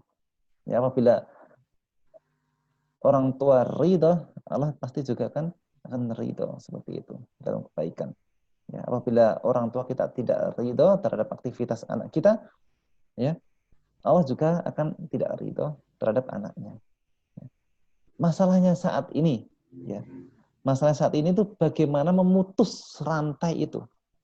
Contoh, saat ini anak kita nakal sekali, ya, anak kita nakal sekali, ya, dengan perbuatannya, dengan sikapnya, sehingga itu muncul ketidakridhoan kita kepada anak kita, ya. Sehingga apa? Sehingga doa-doa kita kepada anak kita itu tidak menjadi ikhlas tidak menjadi tulus. Ya. Sehingga apa yang terjadi? Sehingga rahmat dari Allah Subhanahu wa taala itu akan terhalang dengan ketidakridhaan kita kepada anak kita. Ya. Apa yang harus kita lakukan? Kita untuk mencoba ridho dulu. Kita mencoba ridho dengan anak kita saat ini. Ya. Dengan apa? Dengan terus menasihati. Ya, anak kita saat ini, aduh, anak kita seperti, ya Allah, saya serahkan anak hamba kepadamu, ya Allah. Ya. Kata Ustadz pimpinan pondok di Jawa seperti itu, ya. Ustadz ini apa namanya? Pimpinan pondok pesantren Al-Adqari, ya, beliau mengatakan seperti itu, ya Allah, hamba titipkan anak hamba ini kepadamu, seperti itu. Ya. Aku titipkan anak hamba ini kepadamu, ya Allah. Ya. Berikanlah jalan yang lurus kepada anak hamba, ya Allah. Ya Allah, ya Allah, tuntunlah anak hamba, ya, ke jalan yang lurus, ya Allah. Ya, lindungilah anak hamba, ya Allah, dari mara bahaya, ya Allah. Gitu. Sehingga apa yang terjadi? Hati kita pasti akan menjadi lapang, Bapak. Hati kita akan menjadi lapang. Kita itu pasti tidak gelisah. Anak saya ini kalau di luar nanti ngapain? Seperti itu. Nanti kalau diapa-apain orang seperti apa? Kalau diajak orang bagaimana? Ya. Ya. Kita serahkan semuanya kepada Allah. Kita titipkan kepada Allah dengan ucapan-ucapan seperti itu. Ya, karena apa? Karena ada sebuah kisah, ya, dari pimpinan pondok pesantren Al-Adqari Jawa, karena mengatakan kepada kami dulu, ya, ini kisah nyata seperti itu. Jadi kisahnya sahabat seperti itu. Pada saat itu Khalifah Umar bin Khattab, ya, itu pernah diceritakan oleh sahabatnya. Ya. Ada seorang ibu yang sedang mengandung, ya, yang sedang mengandung anak, ya, sedang mengandung anak. Pada saat itu ditinggal oleh suaminya. Suaminya itu berdakwah dan berjihad seperti itu. Lalu apa yang dilakukan oleh suaminya tadi? Kemana Bapak? Bapak ini tadi keluarkah? Nah, Bapak Firman. Apa yang dilakukan oleh sahabatnya tadi? Dia berdoa kepada Allah, ya Allah, hamba titipkan anak hamba yang ada di kandungan ini kepadamu, ya Allah. Pada saat itu, apa yang terjadi setelah suaminya pergi? Ya, pergi seperti itu. Pada suatu ketika istrinya meninggal dunia. Istrinya meninggal dunia, ya, saat mau dikubur, ternyata anaknya itu lahir, ya, lahir seperti itu. Padahal ibunya sudah meninggal. Ternyata apa? Kekuatan doa seorang ayah tadi, ya, sangat luar biasa sekali. Akhirnya apa? Akhirnya Allah menjaga anak tersebut. Coba kalau saat itu sahabat tadi berkata kepada Allah, ya Allah, hamba titipkan anak dan istri hamba kepadamu, ya Allah. Insya Allah, Allahu a'lam. Insya Allah akan dijaga oleh Allah. Dan doanya dikabulkan. Akhirnya anaknya dijaga oleh Allah walaupun istrinya meninggal. Pada saat mengandung itu, istrinya meninggal tapi anaknya hidup seperti itu. Itu yang pertama, Bapak. Jadi keridhaan yang pertama tadi, ya, kalau orang tua ridho, insya Allah itu rahmat dan pertolongan Allah itu akan datang. Ya. Kalau saat ini Bapak tidak ridho, ya, otomatis rahmat dan pertolongan Allah itu akan terputus, akan terhalang terhadap anak Bapak seperti itu. Jadi anak Bapak itu akan ibaratnya susah untuk dinasihati terus. Karena apa? Karena tadi orang tua tidak ridho terhadap aktivitas anaknya saat ini, ya, tidak ridho dengan segala sikap dan perilakunya, ya. Itu yang pertama. Kalau sudah ridho, insya Allah Allah akan turunkan pertolongan rahmatnya dan insya Allah hidayah itu akan turun kepada anak tersebut. Ya. Yang kedua, apa yang harus kita lakukan lagi? Yang harus kita lakukan adalah terus mendoakan anak kita. Ya. Jadi dalam proses terapi anak itu ada beberapa hal seperti itu. Kalau anak kita SD, SMP, SMA itu kan masih masa-masa sekolah. Ya, kalau masih kita sering bertemu, kita saat ya saat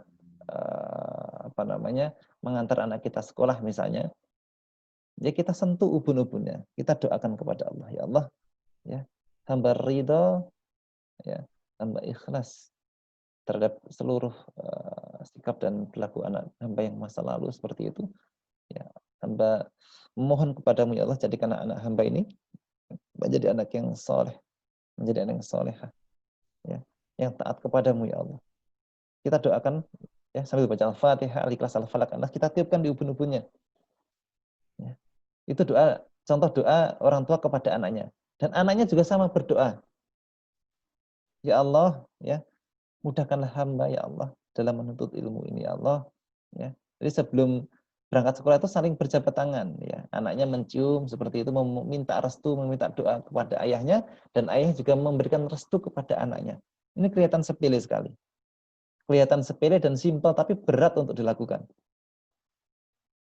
Ya.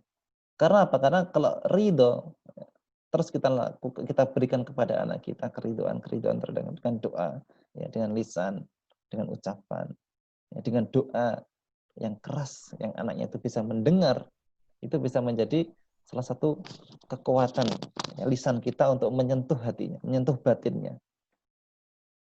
Ya. Karena terkadang itu tadi kelemahan dari power lisan kita yang membuat nasihat itu tidak bisa nyentuh ke hatinya seperti itu. Ya. Itu. Power lisan kita tuh harus kuat. Kuatnya dengan doa seperti itu. Bahkan kalau perlu doa itu bisa terdengar di telinga anaknya. Seperti itu. Biar dia bisa mendengar sebelum dia berangkat sekolah. Itu Bapak. Yang selanjutnya sama seperti terapi tadi, ya. Beri air putih, air zam-zam seperti yang sudah Bapak doakan, ya. Insya Allah itu air zam-zam itu bisa menjadi kebaikan dan keberkahan buat anak-anak kita seperti itu. Ya. Insya Allah itu. Wallahu a'lam bishawab. Silakan. Dari Ustaz ya. Saya Ustaz Agung, ada yang tambahkan Ustaz? Betul.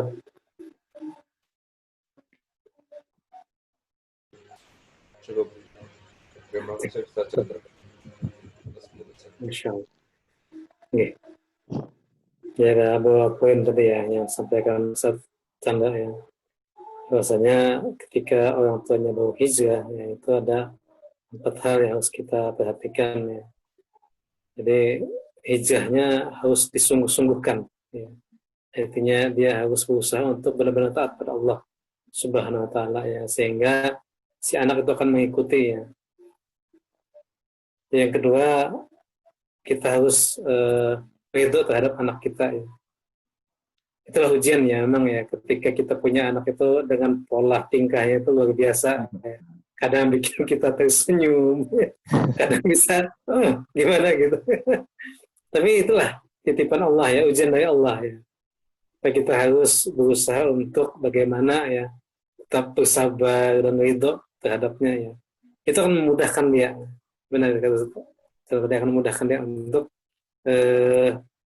dekat dengan kita dan Islamnya. Yang ketiga, titipkan anak kita pada Allah, kata beliau tadi. Karena memang semua itu titipan Allah ya, kita melakukan titipan kepada Allah ya, agar kita paham kita ini lemah ya, kita manusia ya, penuh dengan keterbatasan. Ya. Hanya Allah yang sempurna. Ya. Artinya kita tawakal pada Allah lah intinya.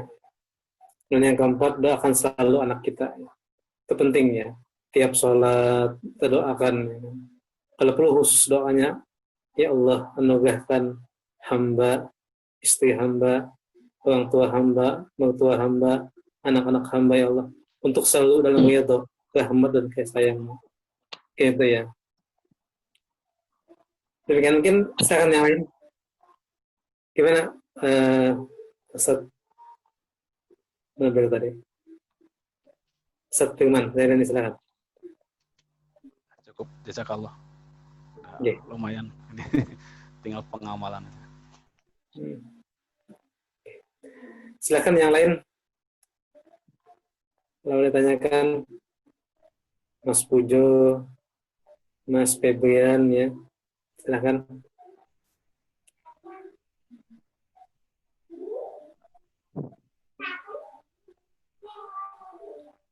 Mas Jo, ya Pak Jo silakan ditanyakan. Mungkin terkait dengan istri lagi mungkin atau suami. Ya. Untuk anak mungkin insya Allah ya sudah tercover ya. Namun terhadap istri lagi silakan. Waktu kita 9 menit lagi. Struktur ini dah, masalah struktur ini karena kita memberikan kan masalah struktur ini. Jadinya bahwa struktur yang tadi, yang ringkasan yang tadi itu. Betul. Silakan siapa yang mau bertanya lagi?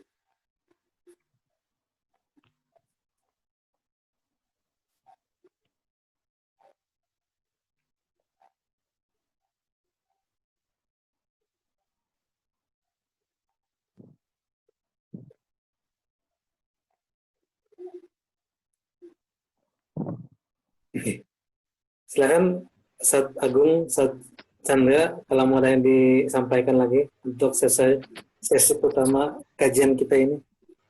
Closing statement, Ustaz. Silakan closing statement. Silakan Pak Fatal. Ustaz Chandra mulai.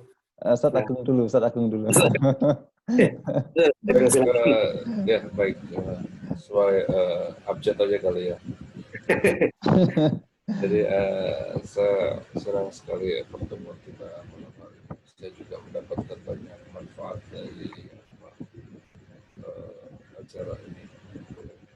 Tadi saya juga menjelaskan bahwa doa orang tua, Soalnya mungkin kemudian juga keridhaannya, dan juga yang mungkin tidak kalah pentingnya adalah keterikatan orang tua terhadap hukum Allah Subhanahu wa Ta'ala. Saya beberapa waktu yang lalu mendengar ceramah Gus Baha gitu ya, Gus Baha di kampus di Jawa Timur. Jadi dia mengatakan bahwa di zaman modern ini yang hilang itu adalah ilmu ya, tentang bagaimana kita hamba Allah itu dipengaruhi oleh perintah dan larangan Allah Subhanahu wa Ta'ala saja. Jadi kita ini meskipun pintar, profesor, doktor, tetapi hidup kita ini dipengaruhi, disetting, diarahkan oleh orang-orang bodoh. Contohnya apa ya? Anak misalnya, anak jengkelin, kita marah. Ini artinya anak itu mempengaruhi tindakan kita. Istri tidak taat, istri mungkin kurang baik perilakunya, kita marah. Betul. Ini berarti sikap kita ini dipengaruhi oleh lingkungan kita. Kita tunduk pada lingkungan kita, dan itu sebenarnya keliru. Jadi seorang muslim itu harusnya dipengaruhi hanya oleh perintah dan larangan Allah Subhanahu wa Ta'ala saja. Artinya maknanya begini, misalkan anak itu anggaplah bandel, nakal gitu ya, ingatlah bahwa anak itu adalah salah satu ujian dari Allah Subhanahu wa Ta'ala. Di antaranya fitnah dari Allah Subhanahu wa Ta'ala yang diberikan untuk kita ujian. Oleh karena itu menghadapi ujian itu kita harus sabar, harus ridho ya, semakan apapun kata beliau ya, janganlah kita itu caci anak, malah ya apa, nyumpahin itu apa bahasa kita ya, bahasa kalimatnya nyumpahin gitu ya. Mendoakan yang tidak baik ya, yang buruk, jangan sampai seperti itu. Jadi jangan sampai kita dipengaruhi oleh lingkungan kita dalam bertindak. Dan kalau seperti ini berarti kita harus paham apa perintah Allah kepada kita ketika kita menghadapi permasalahan ya, dalam kasus-kasus yang disebutkan tadi atau kasus-kasus lain. Masalahnya kalau kita tidak tahu perintah Allah Subhanahu wa Ta'ala dalam kasus itu, ya, maka kita akan kehilangan arah. Jadi ini juga menunjukkan pentingnya bahwa kita mesti menuntut ilmu agama ya, baik ilmu syariat, ilmu tauhid, agar ketika kita mengetahuinya kita bisa mengamalkan dan kita tidak disetting oleh pihak luar.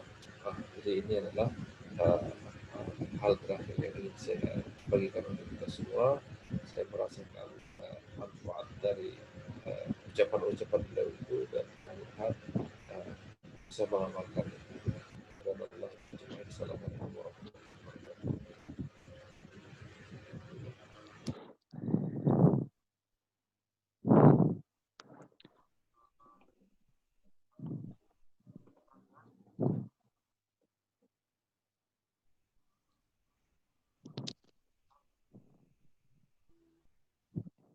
Ya Ustaz, mungkin dari Ana sedikit closing statementnya adalah Allah Subhanahu Wa Taala menjanjikan pasti menjanjikan kehidupan yang baik ya, untuk kita semuanya, dengan syarat yang harus dipenuhi adalah keimanan dan amal yang soleh seperti itu ya. Karena keimanan dan amal yang soleh ini adalah dua hal yang sangat besar sekali, itu menjadi orientasi yang terbesar dalam kehidupan kita seperti itu ya. Dua hal yang menjadi orientasi terbesar dalam kehidupan kita ya, terkhusus orang tua, terkhusus anak-anak kita ya. Coba kita berikan pelajaran-pelajaran yang sangat berharga kepada mereka ya, cerita-cerita para sahabat seperti itu kepada mereka ya, seperti kisahnya Uwais Al-Qarni seperti itu ya, penduduk dunia yang terkenal di surga seperti itu, yang karena baktinya dia kepada orang tua seperti itu. Kita berikan materi-materi, kisah-kisah, cerita-cerita seperti itu ya.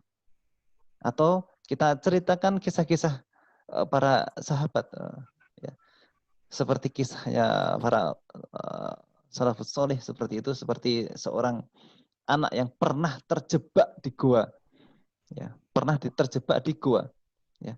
Pada saat itu dia tidak tahu harus ngapain seperti itu ya. Yang dia ingat adalah amal baik dia terhadap orang tuanya, sehingga apa? Sehingga gua itu terbuka lebar ya. Kalau hal-hal seperti ini, hal kecil, kisah-kisah yang sangat besar ini kita sampaikan kepada anak-anak kita, kita bisa mengambil fadilahnya. Insya Allah itu menjadi pelajaran yang besar terhadap anak-anak kita untuk taat kepada Allah dan Rasul-Nya, dan juga taat kepada orang tuanya ya. Intinya kita terus berinteraksi kepada anak-anak kita, pada istri-istri kita, luangkan waktu dengan mereka seperti itu di tengah kesibukan kita. Semoga dengan kesibukan kita tidak sampai melalaikan kewajiban kita sebagai seorang suami ya, sebagai seorang istri, untuk memberikan hak yang adil terhadap mereka. Barakallahu fikum. Allahu a'lam bishawab. Assalamualaikum warahmatullahi wabarakatuh. Waalaikumsalam warahmatullahi wabarakatuh. Jadi demikian ya pertemuan kita pada malam ini ya, untuk pertama kalinya ya. Insya Allah nanti kita adakan kajian berikutnya ya. Mudah-mudahan nanti peserta yang lebih banyak ya, sehingga lebih banyak lagi pertanyaan yang bisa menjadi bahan bagi kita semua. Karena mungkin kita nggak kebayang apa ya yang jadi masalah. Nanti mungkin ada lagi yang punya masalah yang menjadi bagian ya, yang kita butuhkan. Demikian ya untuk pertemuan kita pada malam hari ini ya. Syukran kasih kepada Ustaz Agung dan Ustaz Chandra ya, dan juga teman-teman sekalian ya, saudara-saudara sekalian yang bisa berhadir pada malam hari ini ya. Kita berdoa kepada Allah Subhanahu wa taala semoga kita ya bisa menjadi orang yang soleh dan punya istri yang solehah ya. Istri yang soleh juga, dan kita punya anak keturunan yang juga soleh dan solehah ya. Insyaallah itu jadi bekal kita ya untuk menghadap Allah Subhanahu wa taala. Gunakan kesempatan yang Allah berikan kepada kita dengan sebaik-baiknya untuk menambah amal-amal ibadah kita ya, untuk menambah kedekatan kita pada Allah taala. Terlebih untuk lebih taat pada Allah Subhanahu wa taala ya. Mengikuti segala perintah dan larangan, mengikuti segala syariat-syariatnya. Demikian ya. Marilah kita tutup perjumpaan kita dengan baca hamdalah, istighfar, dan kafaratul majelis. Alhamdulillahirabbil alamin. Alhamdulillah. Asyhadu an la ilaha illa anta astaghfiruka wa atubu ilaik.